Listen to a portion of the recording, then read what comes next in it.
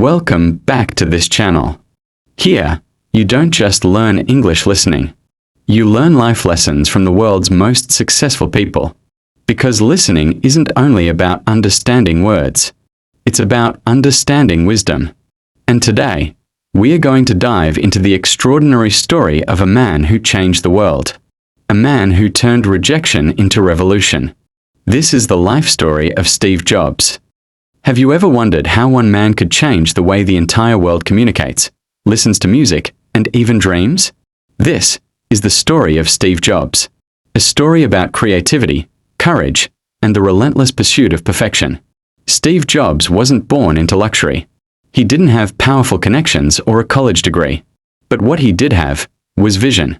A burning desire to change the world, one idea at a time. Steve was born in 1955 in San Francisco, California.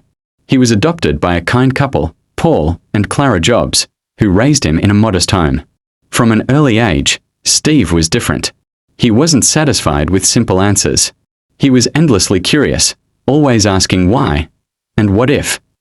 He loved to explore how things worked, especially electronics. He would take apart radios and computers just to see what was inside. That curiosity became the seed of something extraordinary. When Steve went to college, he quickly realized it wasn't for him. He dropped out after just one semester. Not because he was lazy, but because he wanted to learn what truly mattered to him. He started auditing classes that sparked his interest, like calligraphy, the art of beautiful writing. He later said that learning calligraphy was one of the best decisions of his life, because years later, when he designed the first Macintosh computer, he used that sense of beauty and typography to make it stand out. In 1976, in a small garage in Los Altos, Steve Jobs and his friend Steve Wozniak built something revolutionary. The first Apple computer. That garage became the birthplace of Apple, a company that would soon change the world forever. Their dream was simple: to make technology personal, accessible, and beautifully designed. The Apple II and the Macintosh became symbols of innovation and creativity. Steve's obsession with simplicity and elegance became the soul of Apple's design philosophy. But success didn't last forever. As Apple grew, so did the conflicts inside the company. Eventually, Steve was forced out of the very company he had built. He was only 30 years old. And suddenly, he had lost everything. Most people would have given up. But not Steve Jobs. He once said, "Getting fired from Apple was the best thing that could have ever happened to me." During that time, he created a new company called Next, and another one you may have heard of, Pixar. At Pixar, Steve helped produce Toy Story, the world's first fully computer-animated movie. It became a massive success, and Pixar went on to transform the movie industry forever. In 1996, something unexpected happened. Apple bought Next, and Steve Jobs returned to the company he once started in his garage. But this time, he came back stronger, wiser, and more focused than ever before. He began rebuilding Apple from the ground up. He introduced products that would redefine entire industries. The iMac, the iPod, the iPhone, and the iPad. Each one of these wasn't just a piece of technology. It was art. It was an extension of Steve's vision for the future.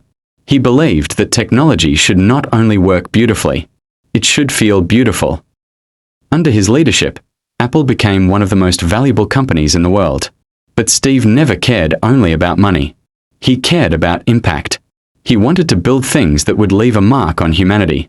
Even as he battled illness, Steve continued to work tirelessly. He would show up at meetings, pushing his team to think bigger, to dream bolder, to never settle for good enough. He once said, "Your time is limited, so don't waste it living someone else's life." Those words became his legacy. Steve Jobs passed away in 2011, but his spirit continues to inspire millions. Every iPhone in your hand, every sleek computer on your desk, and every bold idea that dares to change the world. They all carry a piece of his vision. He taught us that innovation isn't about following trends. It's about creating them. That perfection isn't about what it looks like, but how it feels when you use it. And that even when life knocks you down, you can always start again, stronger than before. So the next time you pick up your phone, or dream about starting something new, remember this. Greatness doesn't come from comfort.